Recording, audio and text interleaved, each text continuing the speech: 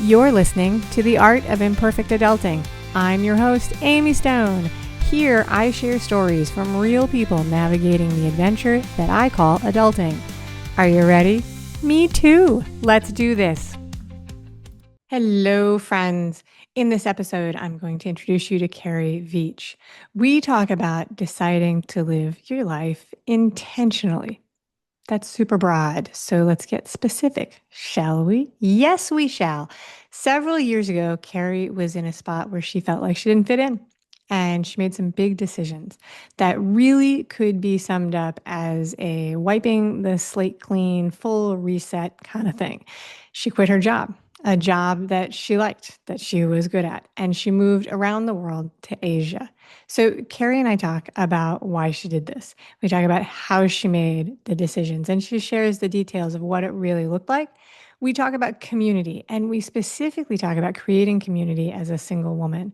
And we talk about how those early decisions that she made about quitting the job and moving around the globe, how that's showing up in her life today. So, are you ready? Let's do it. Carrie Veatch, welcome to The Art of Imperfect Adulting. I'm happy you're here today. Are you ready for a fun chat? So excited to be here. Thanks for having me, Amy. Yay! I start all my interviews asking my guests what part of the world they call home. Share with us where you are today. I am currently in Denver, Colorado. Fantastic. This is going to be a wonderful conversation. Next warm-up conversation, next warm-up question. I'm so excited about the conversation. I'm jumping ahead. Next warm-up question. What is one way that you like to recognize or honor something that's celebratory? I like to make it all count. So whether it's something big or small, just making sure I celebrate it in the moment. Like if I had a win in business, if I had a fun PR at the gym, but just recognizing that and remembering that I'm the only one that gets to make it all count. So that could be a dance party, a music in the kitchen, just something to recognize the moment. I love that. I love it. All right, the topic of the day.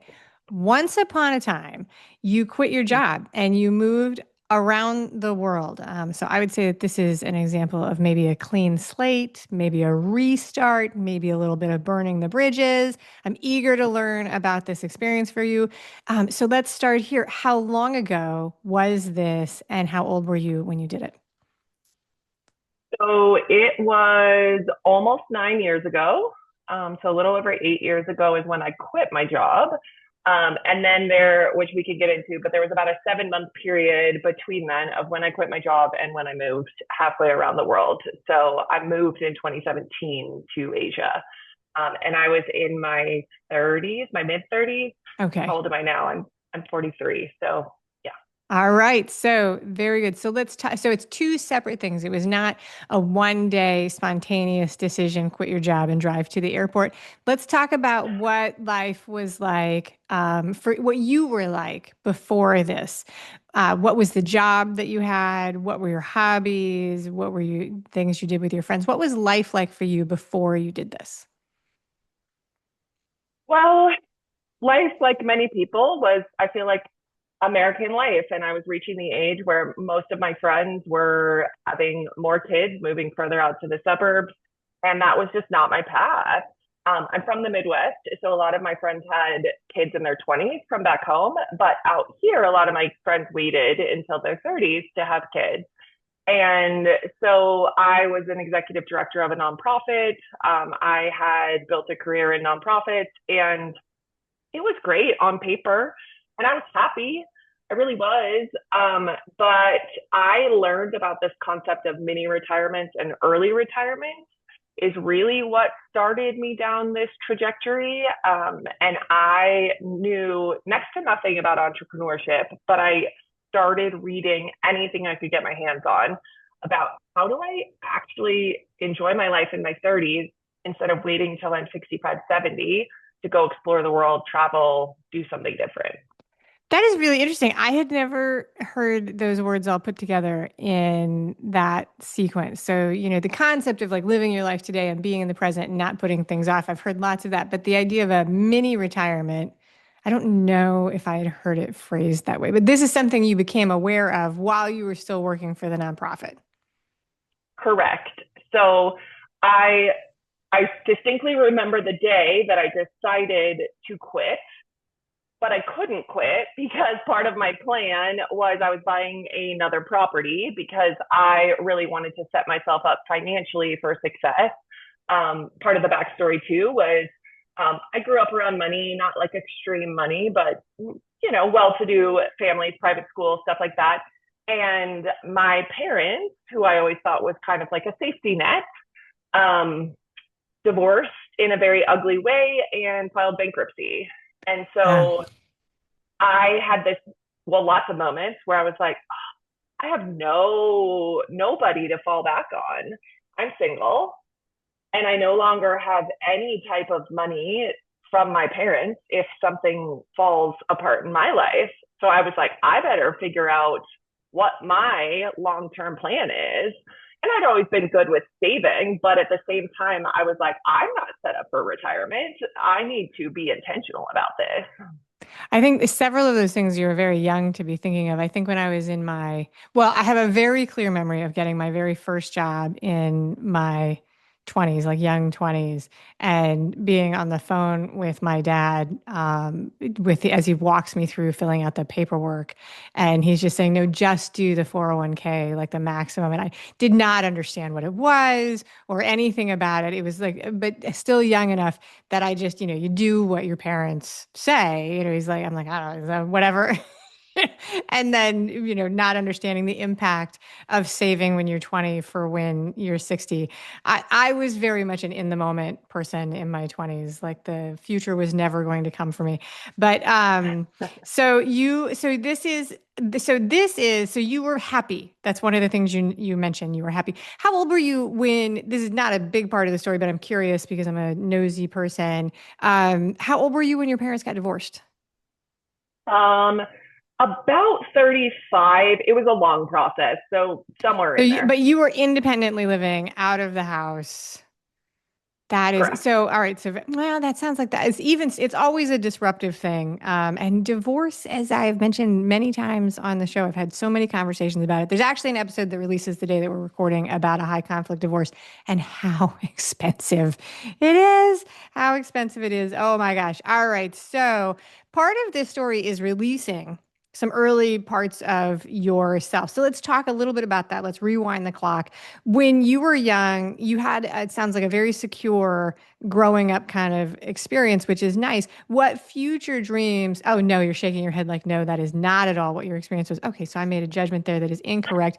What were your dreams for yourself that you had when you were young, like in high school? Like what was your idolization or vision of who you would be as an adult?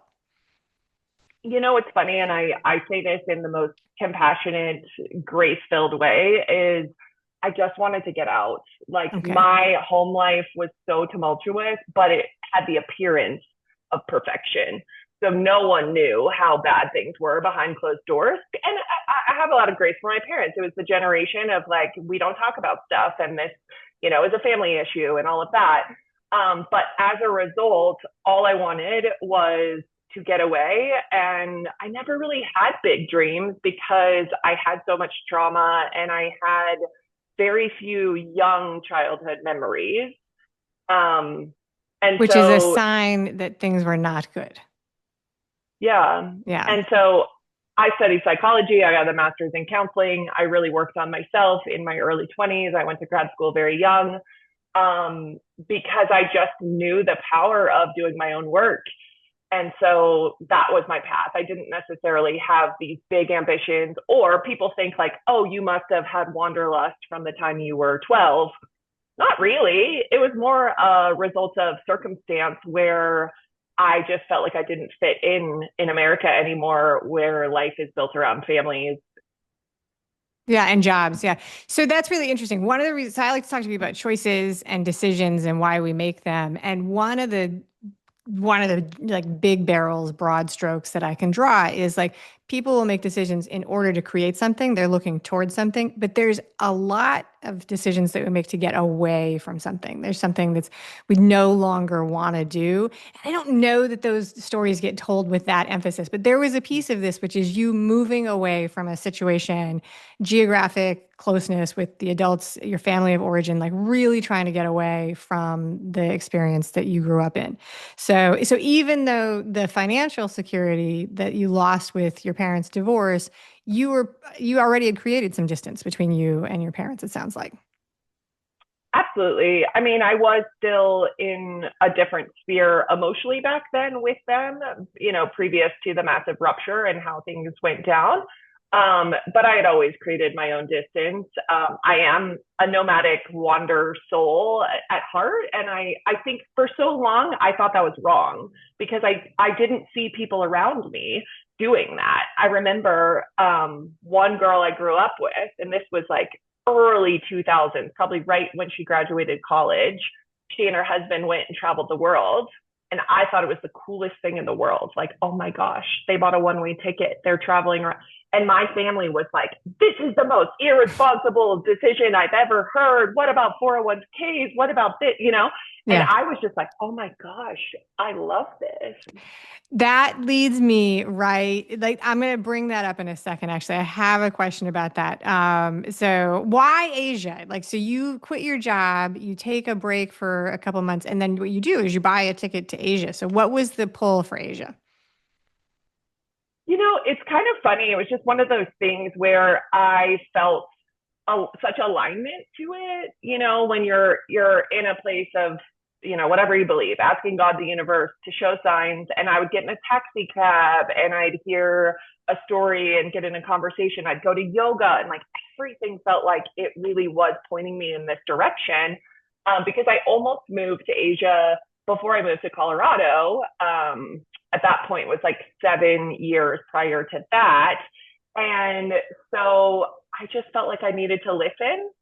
And I feel like when the signs are so big and you don't take the steps, like it will continue to show up for you. And so I was like, okay, got it. We're moving to Asia. I'm listening, right? Like that was the line from that old show Frasier, I think, where he's on the radio and he's like, "I'm listening." I might have it slightly wrong. All right. So, Yeah. so did you like the job that you were doing at the nonprofit before you quit? I did mostly. Yeah, and honestly, I could have retired there. Like, I did a great job. People loved me. I did very well for the organization. My first year as ED, we made $300,000. I turned things around. And I was really good at my job. And I was very unhappy and unfulfilled because, and I think this is true for a lot of entrepreneurs, I realized like, oh, I'm making other people money Yeah. and I'm doing something that other people want me to do, not necessarily what I feel like is fulfilling to me. Yeah, that is an interesting character split, I think, between people who go out on their own and people who don't, because there's a part of my life where I realized that not everybody had that mental conversation in their head, like, well, why would I do this? Like somebody asks you, wants to hire you to do something, like, why would I let you pay me to do this? Like, what? Why don't I just do this? Not Mhm. everybody's mind works that way, and there's nothing wrong with either way. But it was an awareness in my own experience along the way that not everybody has that particular conversation in their head. So you mentioned that you had heard nomadic stories when you were younger, and that they really called to you, but you had seen your parents give you pushback, and that they did not think about it. When you came up with this idea to move to Asia, did you share it with other people? And how did they react? Like, so that could be your family, it could be your friends, it could be, strangers on the internet. What did people think when you said, "Hey, I'm gonna go visit Asia"? Yeah, most people, at least people who knew me well, were like, "Of course, go," Okay. because the the little piece of the story that I didn't share is the day I quit at the nonprofit. Like my plan was I had a plane ticket to Brazil, and Okay. so I had no intention of moving to Asia at that point, or what I was going to do for work, or how that was going to go. I had just saved money and I knew that I needed to listen and I couldn't stay another day. Like I bought my investment property and I was setting myself up. And so I quit with that plan of I have a plane ticket. Very, so, and then you went to Brazil, and is that the Yeah. 7 months? So you were touristing for 7 months, or did you come back?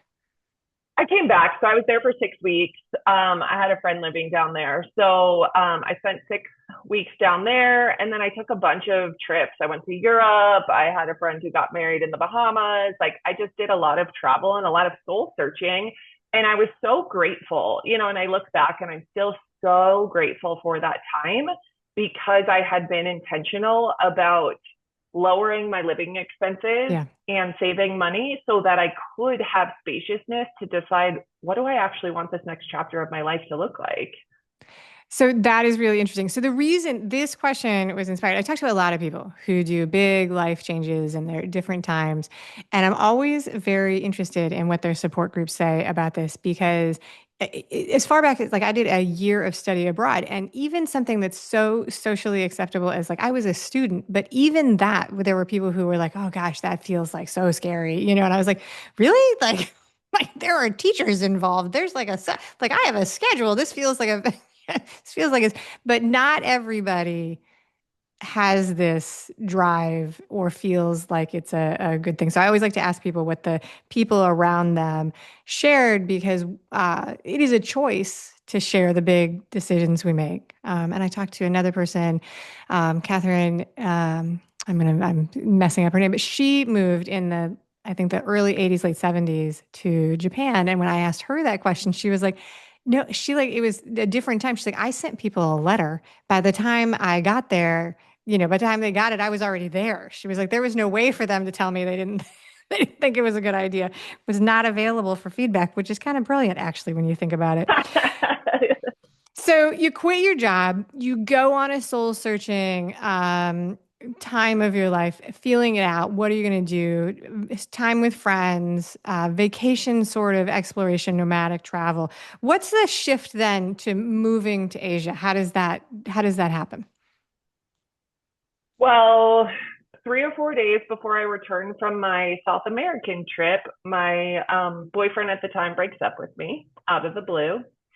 Um, It I thought we happens. were, I thought we were, moving in together, getting married, all of the things. Um, so that was a major one that put me in a place of redeciding. Yeah. So that coupled with coming back and feeling like, oh, I fit in even less now. Like I am back and I have great friends. I have, people I adore here. And yet they mostly all have partners and kids and things and jobs, which now I no longer have.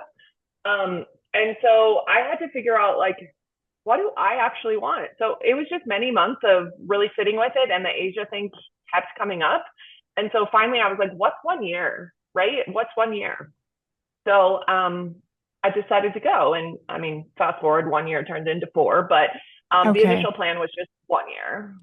All right. So there's a couple of things I want to unpack there. Tell me a little bit more about this feeling of not fitting in and what that was kind of like day to day. Like, how did that show up? Was that your relationships and your community and social life with your friends, you were on different schedules? Like, what was it? What was it like in a day to day sense? Not in a, when I ask this question, I want to be very clear. Like, this is not a judgment or an agenda type thing of where you were, but for people who are listening who are thinking to themselves, hey, I don't know if I feel like I fit in either. Like, what were you feeling at the time and how did it show up in your days? Yeah. And I mean, just like full transparency, I'm back to feeling this way now that I've like traveled and come back. It's a very interesting feeling, and I am talking about it more, and I find a lot of people relate. So, in American culture, I feel like we go to our jobs, we drive in individual cars, we are very, single family home. Like the structure is very individual, which is amazing. I'm an entrepreneur. I think it's amazing the opportunities you can create for yourself in this country. But we also have a loneliness epidemic. If you are not partnered, if you do not have children, society very much operates around partners and children. And so for me, it was just a lot of coming home. Like I'd go out, do things with friends, but I'd come home every night alone to my, I at the time kind of did move to a suburb because of the place I had bought. And I didn't have a ton of community right there. Yeah. And so I realized like this could be my life for the next 5, 10 years, and nothing wrong with it. A lot of people enjoy that, but there was just a stirring in me that was like, I thrive in communities and showing up for people in that type of environment, which I did not have. And so, what I believe, whether you're an entrepreneur or not, just I believe as an empowered person, like, circumstances, things happen, right? Like, I would not choose a lot of the things that have happened in my life, but it is up to me and it's my responsibility to do something with what is in front of me. Like, I am empowered to get to redecide, to change course, right? Like, that's where Yes. I really believe we find our power, is knowing that life is not happening to me. I Yeah. get to choose. Yeah, and there's a lot to that, right? Because there are various philosophies that weigh in on that. Like you can be very stoic and choose to say, okay, this is an unchangeable piece, so I need to accept what's happening to me. And then there is a part where you can take a zoom back and be like, hey, wait, is this a thing that I can change in my life? Like, do I need to find a way to be happy in the suburbs in my isolated life, or is there a change that I can make that will give me a different circumstance? Does that recap like sort of where you were with that? So, all right, so Absolutely. there you go. All right, so at this time you mentioned earlier that you had downsized your expenses to be able to be able to afford some of these things. Is this when you go to Asia, you mentioned that the initial plan was for a year. Is this like you sell all your stuff and you are moving with a one-way ticket? Or is it like you've got a round trip ticket and you're going with like a suitcase, but you're really still rooted back here in the States? What was it like? So, I got rid of a lot of things, but it was also, and again, this was just the timing where I was like, okay, got it. My friend who I had traveled with in Brazil, actually, the timing just lined up where then she moved back and she had sold all of her stuff before she moved. So she had nothing. Her father passed away and she was just in this place where she couldn't make decisions. And so I said, like, do you want my stuff? And she was like, oh my gosh, yes. And so it was a win-win for both of us where she didn't have to think about it. I didn't have to deal with getting rid of absolutely everything. And so we kind of did the swap where she had all of my possessions pretty much. And then I put a few things into storage, but I downsized. And then the other piece was like being really intentional about moving to a place like Asia where I knew I could save more intentionally. I could have my money go further as I was setting myself up for the next chapter of life. That felt very important to me. All right, so very good. So, what happens when you get to Asia? You let us know that 1 year did turn into four, but tell us what happens. What was going on? Well, so I first took a job, which was absolutely terrible. Okay. And And the best thing, my best friend in Korea, so I initially moved to South Korea, and my best friend in Korea was like, because I was the happiest, most energetic, excited self, everyone loved being around me. And they were like, you're going to get the best school. I had the worst of any of my friends. But my best friend was like, you needed this because it was not the right fit for you because you needed to start your business. You needed to be out on your own. And if you Was the had a job good teaching place, English? yes, Teaching English. Okay, so I love this. I do. I love this. I know, I probably know. I should sit down and add it up someday. How many people I know who've done some version of go across and teach English. And this was now people do it. It's interesting because now you can do it from the States, so you don't even have to like go like there's online teaching. But all right, so you follow the path of come to South Korea. You actually knew some people there, it sounds like, which is good. no, Teach. Oh, you I knew didn't. no one. Oh, okay. So the friend you talk about is someone you met when you were there. Okay. So, but you get a job Yep. in a school in South Korea teaching. You hate it. It's ridiculous. You don't like it. Go on. Yes. So it gave me the motivation to start my own business. And so, I needed that because I was so miserable, because I had to sit in a school and couldn't leave for 8 hours a day. And I only had like 1 hour of work a day, maybe two. And so it reminded me of like past jobs where I felt that confinement where it's like, oh, you must sit button chair from 9 to 5. And I was like, I get my work done in 3 hours and I'm more productive than Joe, Harry, and Sally. Why do I have to sit here? And my boss would be like, well, that's just how it is. I'm like, what is this? And so I use that as fuel to be like, okay, what do I want to create? And I started dabbling. So my very first online business was a gluten-free business, um, because I have celiac disease. And so I was then, traveling in the foreign land where people didn't know how I was traveling with this autoimmune disease. So I worked on my business, in the hours that I had to stay at school. And then eventually I quit before my contract was over, so that I could go travel. And I traveled for about 4 months, solo in all of Asia. Wow. Would you say that you have a pretty high tolerance for risk as as a person? It's funny. I guess I do. Like, I never really thought about it until the last years. And to your point, when people were saying, "Oh, that's so scary to move abroad," even though it's a study abroad program, like all these things that seem scary to people, I'm like, really? Okay, it just didn't even cross my mind. So the answer, yes, I guess I do have a very high risk There you go. tolerance. No, and I mean, it's hard to, it's hard to know that about yourself. Somebody kind of has to tell you, like other people are scared of this. Did you realize that? So it's a funny question to ask people about themselves because we learn that in comparison to other people. But you've got enough experience, I think, now to know this about yourself. So you travel, so you do, how long was your contract? 6 months or a year? It was a year. So I stayed 6 months and then I had to give 2 months notice, I think. I think I was there 8 months, maybe nine. I can't remember, but something in there. So and then you travel for 4 months. That takes you to the end of your first year. How do you end up there for 4 years? What do you do for the other 3 years? So I was interviewing restaurants, doing hotel stays, kind of like, I don't love the word influencer, but Okay. before influencers were a thing, I was like accidentally doing that.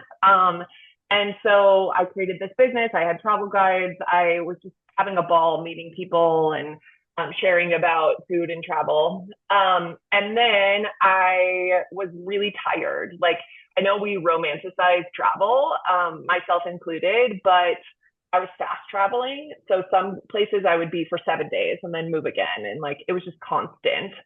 And so I was in Vietnam. Fitness has always been a part of my life. And so I was really missing group fitness classes. And so I had this download. I'm on the back of a scooter, right? Talk about scary things where I was like, I will never. And then I see this white girl on a scooter one day and I was like, okay, I'm getting on. So that's like the Uber there. Yep. And so I get on a scooter and because I had this download to go find a gym. So I find a CrossFit. There's a CrossFit in Hanoi, Vietnam. Who knew? And so I go and I make friends somehow on day one. And they all were like, well, I hope you come back because I had a ticket to Thailand like a couple days later. And I was like, yeah, I'll come back. So I went back and I found out how easy it was to get a 3 month visa. And then I joke that 3 months turned into 3 years because I kept just coming back. So 3 years in Vietnam is what that. Yep. Okay, fantastic. And so and how does it work? Like this was an online business. Was it like, was it just, did it just exist in the ether, or did you have some sort of business license or LLC set up in a US sense? Like, how did you I had bank? US. Yeah, yeah. So Okay. US. And I have properties in the US. So it's like I paid taxes, I had Right. tenants, Okay. I had to pay taxes on all of that. And So, then because I that is a also, thing. So, you had the property. So, you actually still were a resident. Because that's a whole thing when you go nomadic. It's harder to actually truly be nomadic without a spot. Like, there are a couple states, Florida, like Texas, Delaware, they let you domicile without an actual residence. But, like, you need like an address to do a variety of things. One of which is to file like for income tax and sales tax and, all those things, or have a bank account. They ask you where you live, register your car, you know. well, now there's lots of, because I did this when I lived in Mexico. I did all the digital, you set up you pay like $20 a month for a digital address. Yeah. It's like a physical address that somebody literally gets your mail for you and scans it and sends it to you via email. and you can do, they can shred everything for you. They can read everything. Like there's lots of systems now, which are great. There's I think South Dakota, you can go for like 24 hours and set it up. Like it's like you stay there, you get a driver's license, you register to vote. It's like a whole service. It's a cottage industry setting people up. I think it's specifically targeted to people who are retirees who are going to be in RV for a couple of years. But yeah, Got there's it. definite options. But I was curious about the running a business and whether or not, because you could have said, no, I had to come back every 6 months to check in and, put my feet on the soil. All right. So, what is like? You're back in Denver now. You're back in the U.S. now. What is life like for you now? And how did making this singular choice to get on the plane and go to Asia lead you to where you are? Like, how is that still showing up today? We don't have enough time to answer that question. Yeah, so I mean, it helped me in so many ways, and then it gave me purpose and direction. Like I coach on time, financial, and location freedom. So I have a coaching business where I coach entrepreneurs, and not everybody wants to be nomadic like me. I've created more roots in the last little bit, but I am starting to get antsy again because this is what happens every 2 years for me. Like in my adult life, since I was 20, I have never lived in a place, even though I've owned property for 15 years, I've never lived in a place like more than 2 years. It just doesn't work for me. So, but it's changed everything. Like I don't know, if somebody hasn't lived abroad, I don't really know how to explain it other than you have to go. Like I just feel like you need to go. There's something that you just have to experience. It changes like the fiber of your being, of how you show up in the world. Like I was very type A before I moved to Asia. You can't be type A in Asia. You will hate your life. Like you just will. And so I had to let go of that. But now I'm kind of in conflict with that because I'm back in America and everyone plans, especially I get it. My friends with kids, it's like, how about 17 Tuesdays from now? And I'm like, I don't know. I don't know where I'll be or if I'll want to do that. So it's also created more conflict in some ways within myself. It's definitely the other thing happens when you have your friend group splits and some people are tied to the kid's schedule and other people are not.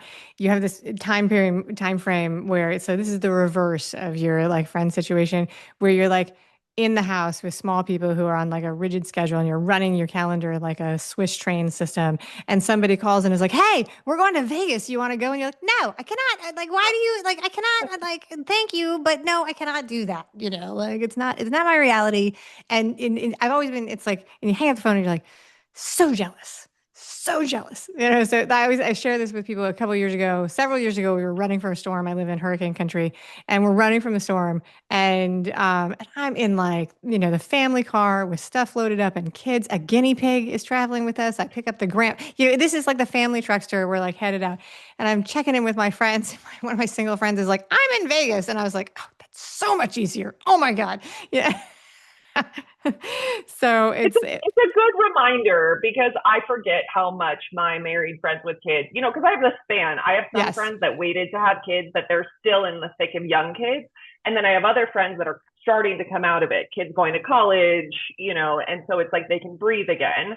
Um, but they do envy the freedom and flexibility of single people, which I have to remember. And when there's but what you said earlier about the world in the US is designed for couples and families, that is really markedly true. And what's interesting about that is that it's not an everybody equation. There's a large percentage of adults who never get married and never get children, never have children, and they're just pushed out of all of these things. And it shows one of the places it shows up that people talk about all the time is in travel, where which like doesn't fit for most people. Like hotels don't work really well for families either because like, it's everybody in one room.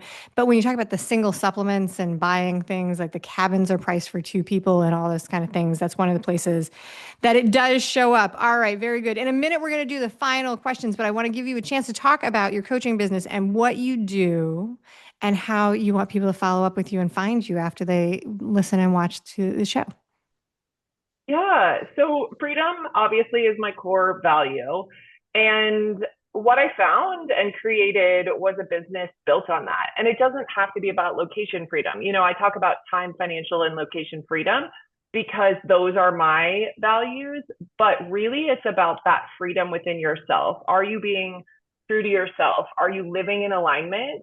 And so that's what I help clients to create. Do you want to live in the suburbs for the rest of your life, never move? Cool. But you want to work 20 hours a week and create the multiple six-figure business so you can support the lifestyle that you love and hang out with your kids or your friends.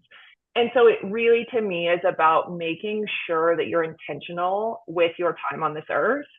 And that's why I feel so grateful for the internet, for travel. And there's plenty of hard stuff too. I never want to say like it's roses all the time. It's absolutely not. But I love coaching people. I love creating intentional businesses with, entrepreneurs and people who want this type of freedom in their life. I love it. So, And do you have like a website or how do you want people to yep. find you? Yes.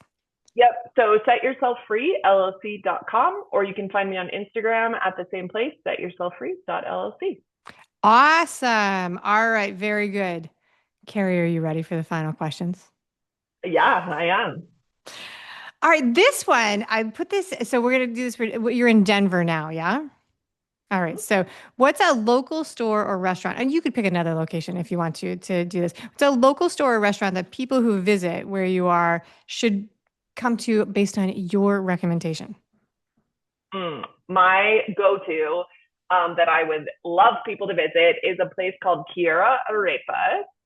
And it is, fun fact, a gluten-free restaurant, but you'd never know it. If you've never had an arepa, you need to try one. A wonderful Venezuelan couple owns it, and they were the first 100% gluten-free food truck in the country, but now they have 2 locations, and it's amazing.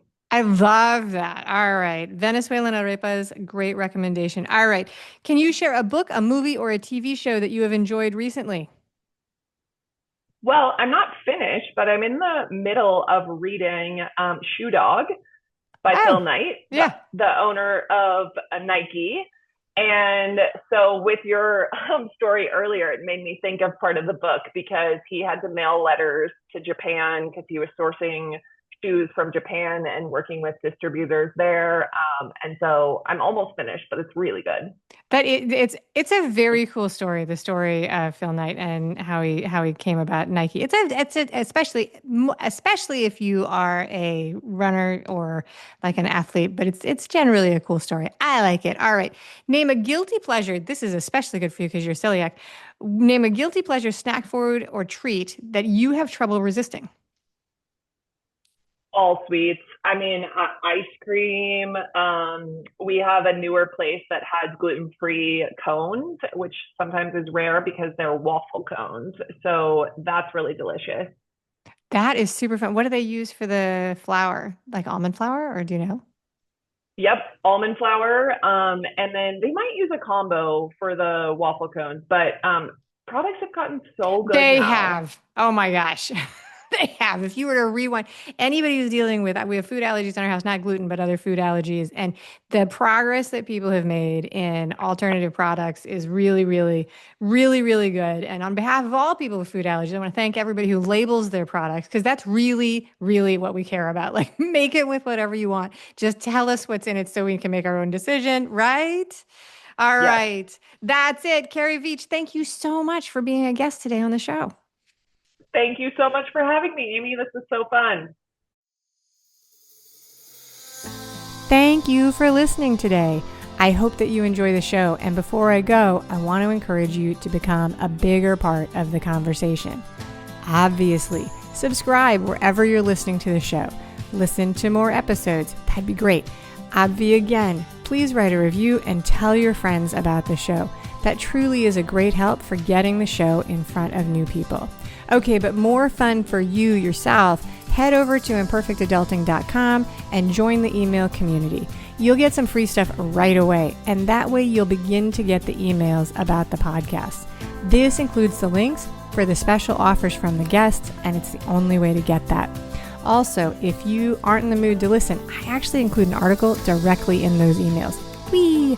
Now, if you love this and you crave more time with me, Amy, as a coach, a mentor, or just adultier adult, numero uno, check out The Village. If you have a story you want to share with the listeners, I'd love to hear from you. I have an open application. Just let me know you want it. And that's a wrap for today. Until next time, remember, the journey is the destination. Ralph Waldo Emerson said that, not me. Well, until just now, I did just say it. But what I want you to hear today is that if your adulting journey isn't going the way you expected, that may not mean that you're lost. It may just mean that you're on your way. This is Amy Stone, signing off.